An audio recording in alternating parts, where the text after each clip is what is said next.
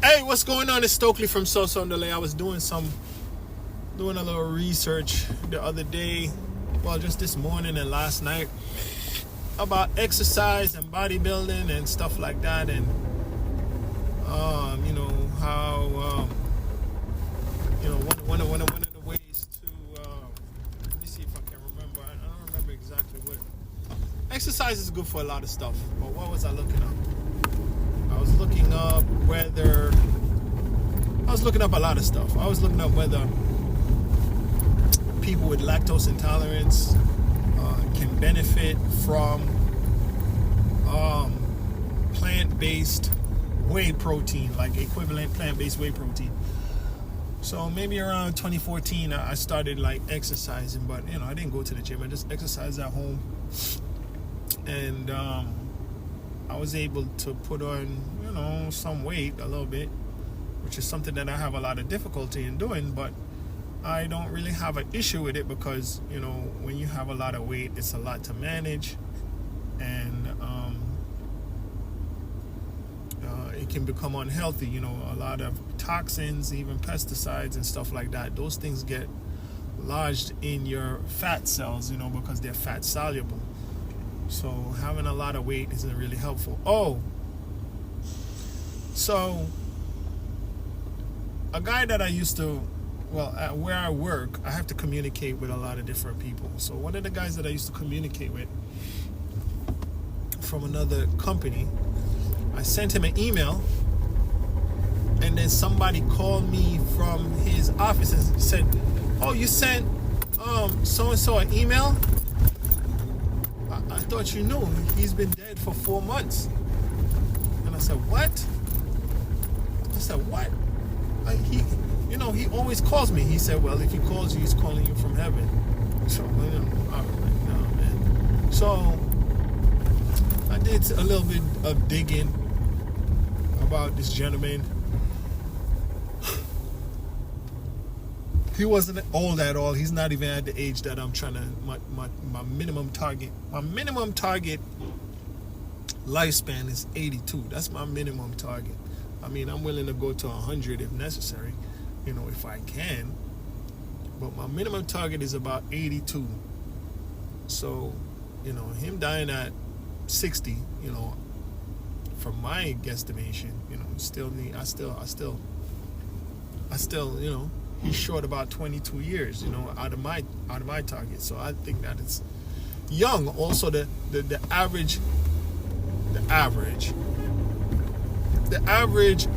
lifespan of a man in America is about 78, something like 78 years old.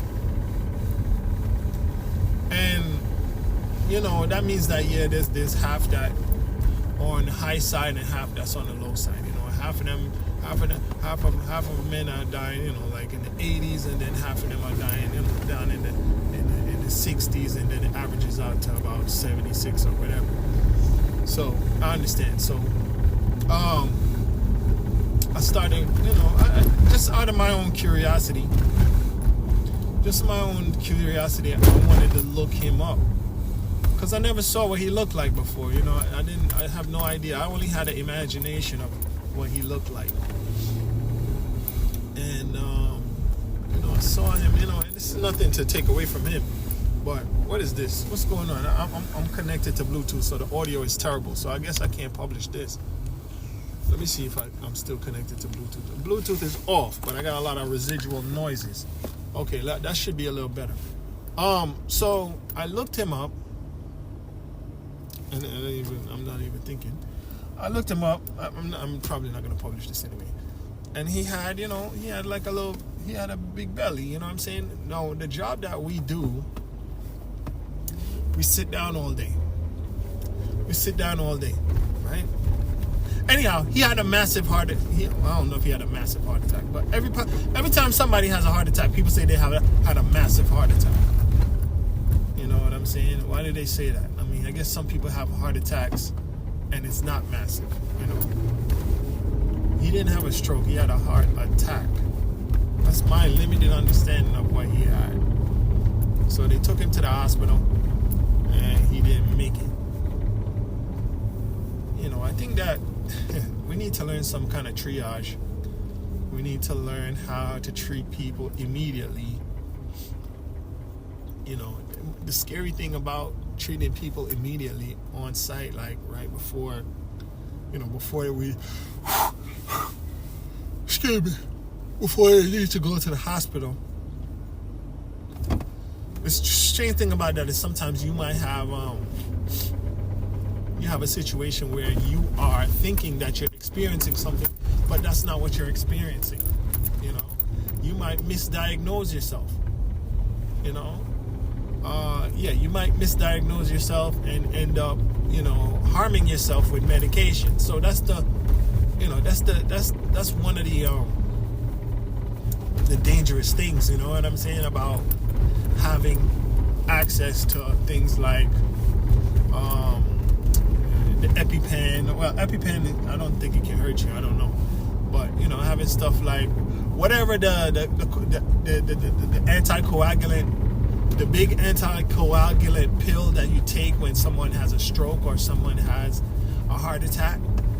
I don't know what that anticoagulant pill is called, but you don't want to be taking that unnecessarily. Probably, you probably don't want to unnecessarily take that. You know what I mean? So I started thinking about,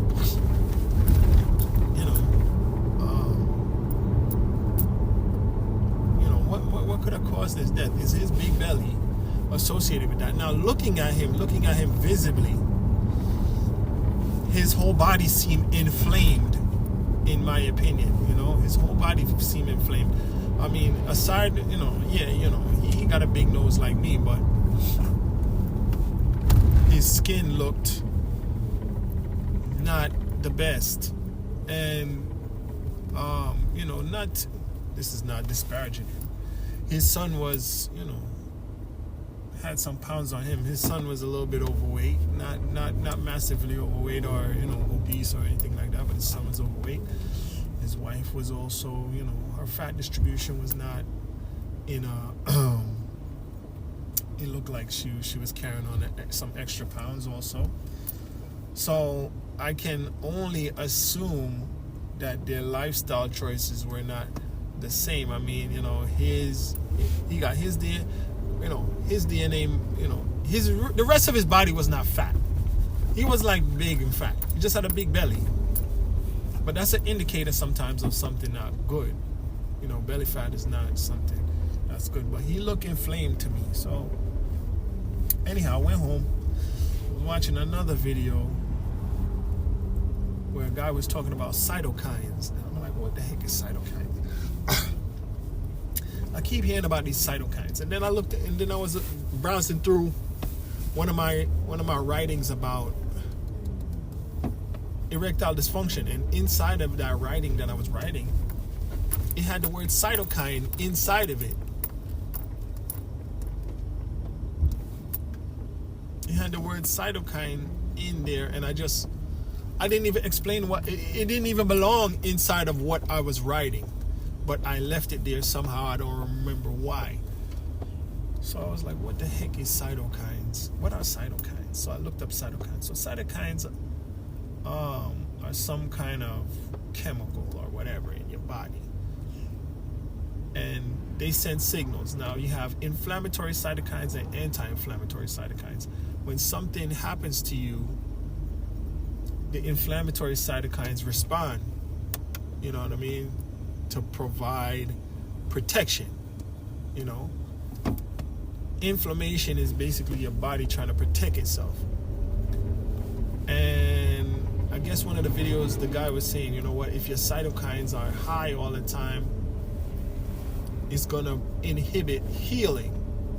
It's gonna inhibit healing because the cytokine is supposed to respond with inflammation, for a short period. And then the good cytokines, or whatever, the anti-inflammatory cytokines are supposed to be, circling around for the most part, to heal that situation. So, you don't want to have an inflammatory cytokine response. Matter of fact, you don't necessarily need either one of them unless something is wrong. Something's wrong, the cytokines get released. But the anti-inflammatory cytokines are more associated with healing. Inflammatory cytokines are just, they're just like a Band-Aid. They're not healing related, but they also, inhibit healing, prevent healing. While you're there taking it, from my understanding, while you're there receiving the inflammatory cytokines, you're not healing. So it's not good. So people who have certain health conditions or health issues or whatever,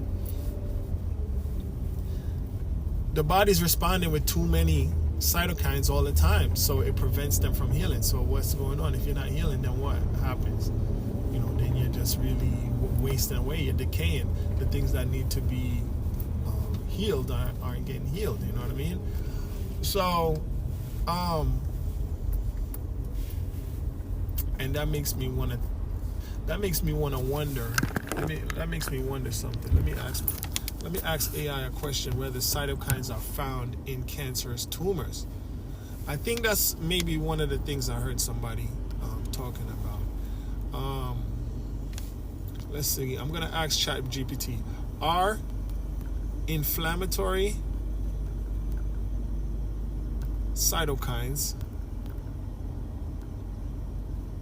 found in high concentration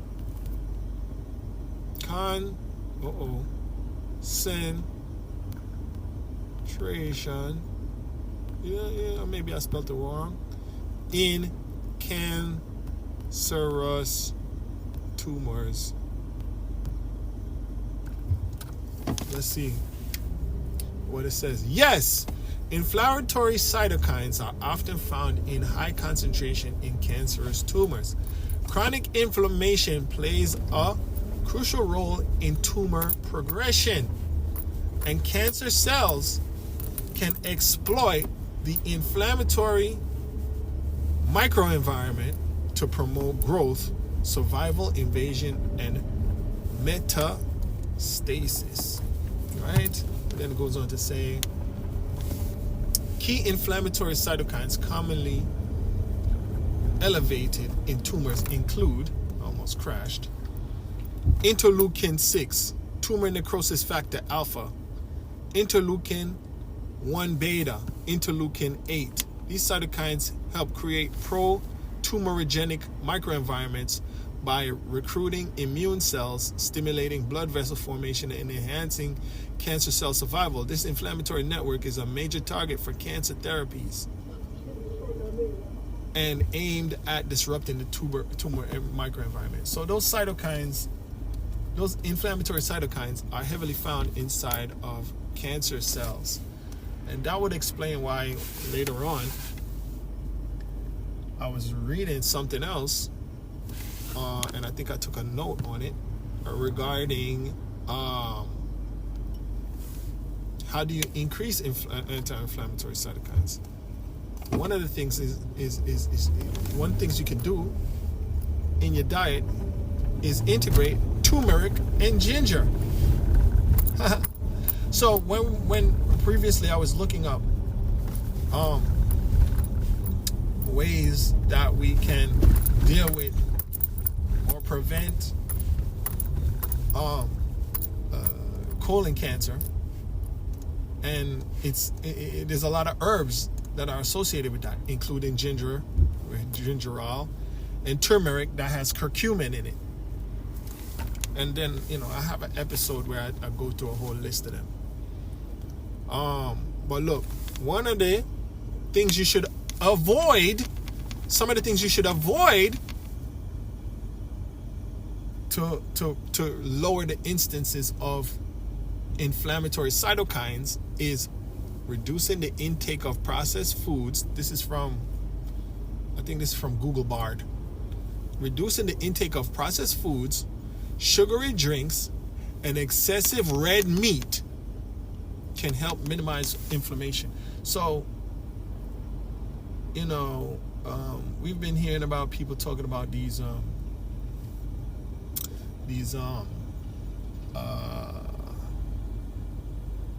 carnivore diets. It's really not healthy, especially red meat. Anyhow, but how does that relate to the gentleman losing his life? I really don't know. But just looking at him, I saw inflammation, in his body, in my opinion. Looking at his skin, looking at his stomach, looking at kind of how his hands are, exercise is very important. And you can boost cytokines. You can boost cytokines using exercise. I think that's what somebody else was saying in one of the video. You can boost cytokines, but too much exercise though can increase your level of inflammatory cytokines, but that's only temporarily in the form of healing your muscles and all of that. But it also make your muscles probably get bigger too. But similar to how the cancer cell tries to attract more healing and blood vessels and make blood vessels grow certain places. Exercising, can build new blood vessels also.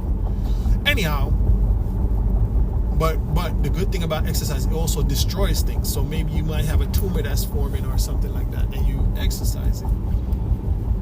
I mean, let's say, people don't get tumors in their muscles though, not that I've heard of. You know what I mean? Some people get tumors in their spine, like, it seems like people get a lot of cancers in areas that aren't part of the musculoskeletal area. It always seems to be an organ that is not exercised, like brains, livers, kidneys, colon, all these things. They're not moving around a lot. So we gotta get moving. We gotta get moving and start twisting and doing all kind of stuff. Listen, I'm the number one sugar, I don't know what you want to call it.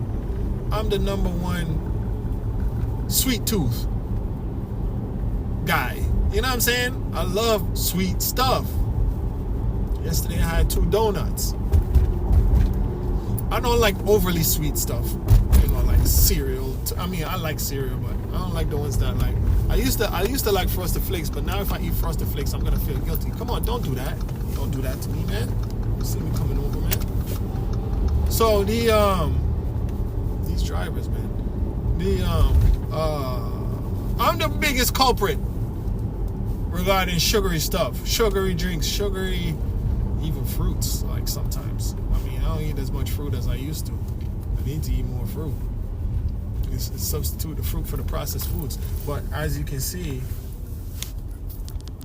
based on what Google Bard said, where is it? Where's the document? Did I close it? Google Bard said, avoid processed foods, sugary drinks, excessive red meat. We already knew these things. We know these things. We still don't do it though because we're addicts. You know what I'm saying? We want to feel good. I was having a conversation with 2 men. When they're not getting the level of coitus that they enjoy, or that the coitus that they would like, they start eating all kind of junk. They start eating all kind of candies and all kind of sweets and all kind of junk stuff. You know what I mean? And if you have a sedentary job where you're sitting down all day, you want to eat. When you're watching TV, what goes with TV? Food. The only time I'm really not eating like that is when I'm on my phone or I'm outside working. If I'm outside working, I'm not eating for the most part. I don't know why that is. I'm not even drinking. I rarely even drink water, which is terrible. I should drink water. But I'm not even I'm not eating if I'm active, and we're not that active, you know what I'm saying? So, advances in society and advances in human technology are very beneficial, but unfortunately they're leading towards a very sedentary existence, where we're not moving at all. We're not getting any exercise, and we're not getting our organs all moved around and stuff like that, you know. Yeah, you know, physical activity is one of the preventers of illness. Clearly, right? So yeah, I didn't really get a understanding of why he had a heart attack. Now, you know, heart attack is a lot of times, I guess, associated with cholesterol. I mean, that's the word association in my brain, but it might not be exactly what the issue is. It could be a signaling issue. It could be part of his nervous system is not working right. You know what I mean? It could be a part of the nervous system that caused the heart attack. Because from my limited understanding, a heart attack isn't just like a blocked aorta or something like that. A blocked blood vessel would be a stroke. A heart attack is when your heart stops or your heart is not pumping right. So, you know, if we have a defibrillator or whatever the situation is, if you have a heart attack, we got a defibrillator, then it is what it is, you know what I'm saying? But let's say you fall asleep now and you can't wake the person up. The person falls asleep. How do you know if they're, you know, something happened to them too or not? They would need to be active and awake and just collapse for you to really know, you know? So I think sometimes we're not even going to know, you know? And the loneliness epidemic that we're facing right now probably would make these conditions even worse, because then you're there by yourself and nobody knows. Look at what happened to Gene Hackman. Gene Hackman's wife got an infection, apparently, from my limited understanding, from rats that were in the house. She got some kind of infection from the rats. I don't fully recall. I think she got an infection from the rats. That killed her. She was his caregiver. He had severe dementia. He doesn't know what's going on.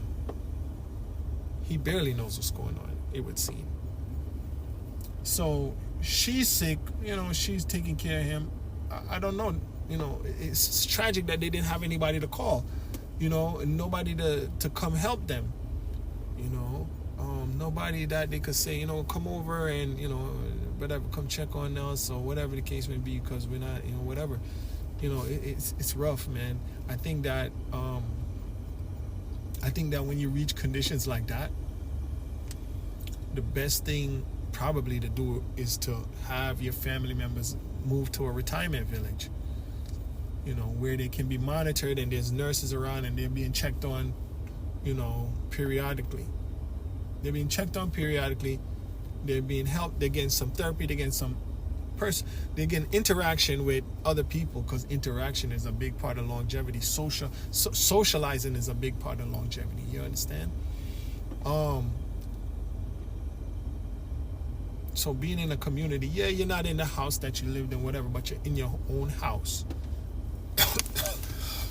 You have your own space in your own house where somebody's checking on you. Yeah, your kids might not show up, but listen, a retirement village is, in my opinion, is better than a nursing home. So leaving somebody alone like that, it's better to put them in a retirement village.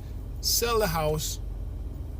Let them have a little bit of social life, whatever the case may be. At least the nurse is checking on them while you're over there living your young life, doing whatever you got to do and taking care of your responsibilities in the rat race. You know what I mean? So, you know, yeah, or even an adult daycare, you know, an adult daycare or a retirement village. I think those things are good. Anyhow, thanks for listening.